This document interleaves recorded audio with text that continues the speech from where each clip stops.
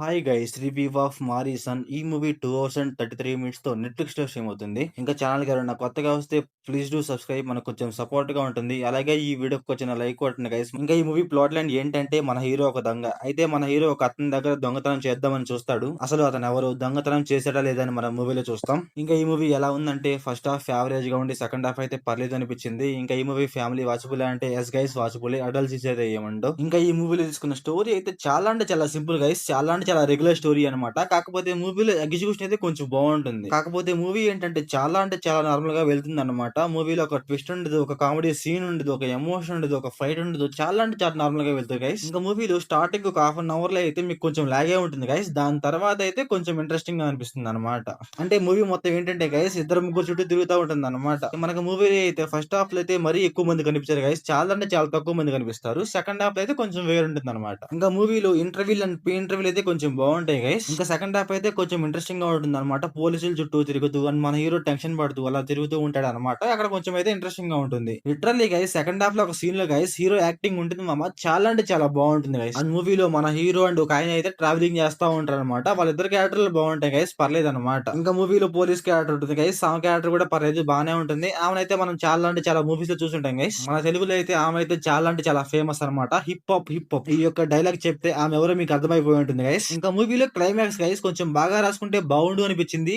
Climax అయితే అంత worth గా లేదు గైస్. ఇంకా మూవీలో స్క్రీన్ ప్లే, డైరెక్షన్, విజువల్స్ అయితే పర్లేదు గైస్, బానే ఉన్నాయి. ఇంకా మూవీలో బీజిఎమ్స్ కూడా అక్కడక్కడ కొన్ని కొన్ని సీన్స్ అయితే బాగున్నాయి గైస్. సో ఓవరాల్ గా మూవీ ఎలా ఉందంటే నాకైతే యావరేజ్ అనిపించింది గైస్. సో ఓవరాల్ గా నా రేటింగ్ వచ్చేసి 1.5 out of 5.